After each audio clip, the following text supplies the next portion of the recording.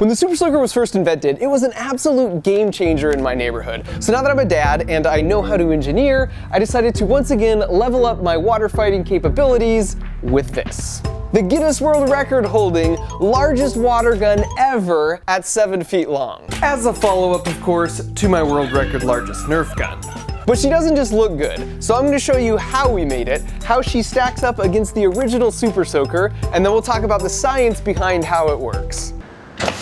But first, let's just take a moment to appreciate the destructive power of a stream of water traveling at 272 miles per hour.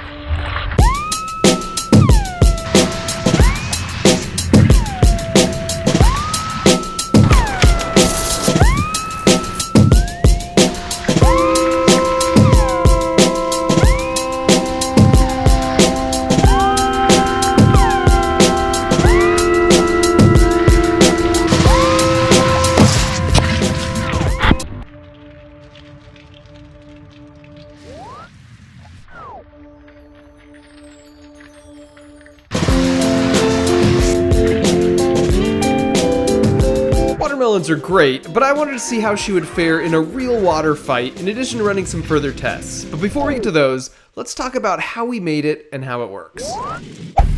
Together with my buddy Bob and his glorious beard, we created a skeleton for the gun. In fact, I won't show it here, but if you want all the gory details on how to construct a large-scale replica like this, he uploaded a full video on his awesome YouTube channel called I Like to Make Stuff. I'll put a link in the video description.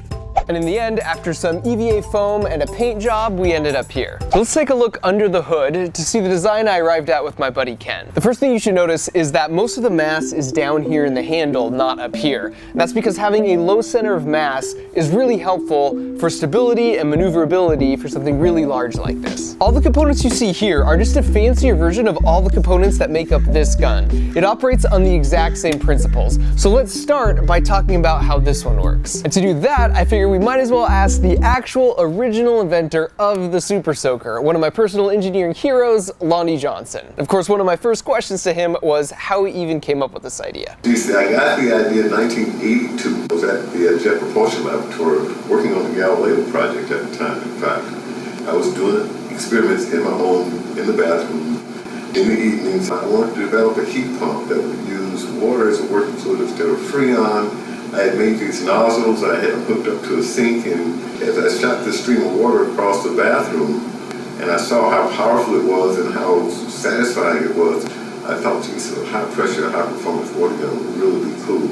As I talked more with Lonnie, he showed me the very first prototype he ever built of the gun. We talked about some of the clever design elements. For example, this tank here that holds the water doubles as the pressure container. So each time you pump, you are forcing more and more air into this spot, which makes it more and more crowded with air molecules, which increases the pressure. And when you pull the trigger, the air is pushing down on the water so hard, the only place it can go is through this tube and out the gun. And so this is why this tube is intentionally bent down like this, because no matter which way you tilt the gun, it's always going to be below the water line, and therefore water will come out and not air. And so now in our case, instead of pumping, we fill this tank up with high pressure nitrogen gas. And then this tank is filled with about 2 gallons of water, and just like the Super Soaker, it has a tube that runs all the way down and is open at the bottom. So then this gas is at a really high pressure and it wants to get out. So when you pull the trigger and open the flow, it pushes down on the top of the water, which forces it up this tube and out at 272 miles per hour. And the trigger is just this ball valve joint here, but I thought it would be lame if every time you wanted to fire, you had to turn some handle.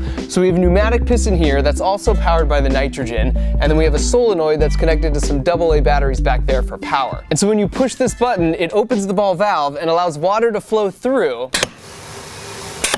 until I release the button. I'll put a link to the CAD files we made along with a build list of all of the components we used in the video description if you want to make something similar. Oh, one final cool feature is we have this cover here that's held on with rare earth magnets. So after you've shot a bunch and need to refill the water and the gas, you can just easily access the fill valves through this window here. And now back to the gratuitous violence.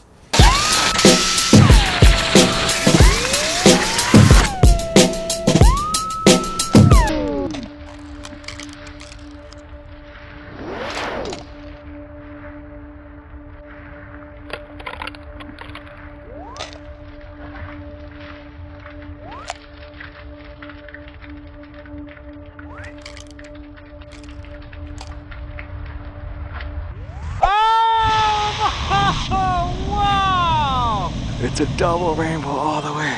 For some context on the power of this gun, the original Super Soaker was pressurized to 40 psi, and the pressure from the hose at your house is just a little more than around 50 psi. A fire truck hose comes in at around 6 times that at 300 psi, and this beast is 8 times the pressure of a fire truck at 2400 psi, which in hindsight is probably overkill. One final really cool feature of the gun is you can swap out the nozzle depending on what you're shooting. So this nozzle has a really small diameter opening, which leads to a high stream velocity, but lower overall water output. So it's good for cutting or puncturing stuff. Then this nozzle is basically wide open at 1/4 inch. So it's a little lower velocity, but it's the maximum water output. So it's good for getting things drenched fast or breaking things with force.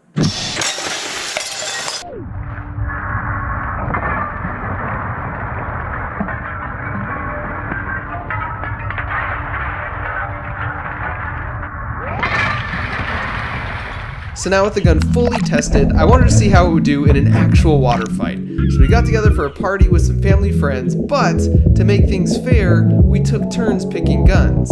But of course I got first pick.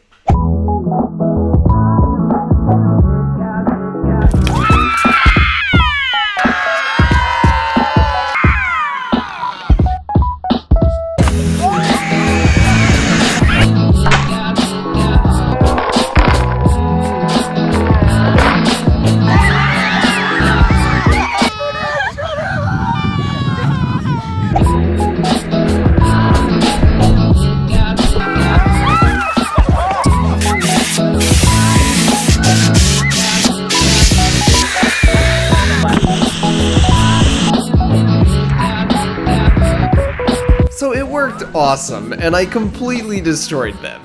Until I ran out of water.